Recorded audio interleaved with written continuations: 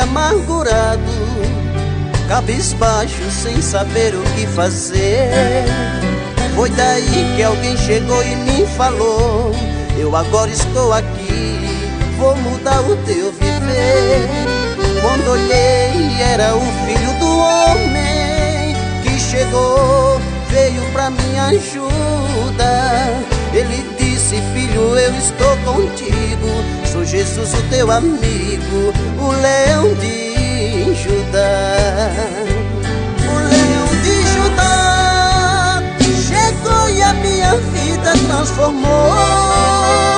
Então minhas feridas ele curou, e vida nova nele encontrei.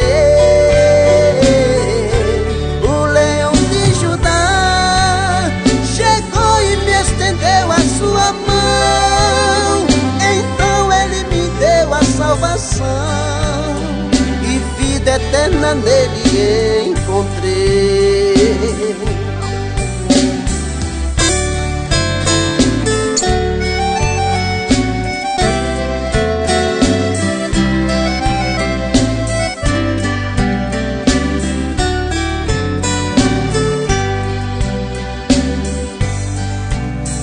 Eu estava oprimido e amargurado, cabisbaixo, sem saber o que fazer. Foi daí que alguém chegou e me falou: eu agora estou aqui, vou mudar o teu viver. Quando olhei, era o Filho do Homem que chegou, veio pra minha ajuda. Ele disse: filho, eu estou contigo, sou Jesus, o teu amigo, o leão de Judá. O leão de Judá chegou e a minha vida transformou. Então minhas feridas ele curou, e vida nova nele encontrei. O leão de Judá chegou e me estendeu a sua mão. Então ele me deu a salvação, e vida eterna nele encontrei.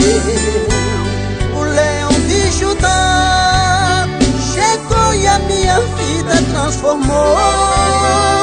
Então minhas feridas ele curou, e vida nova nele encontrei.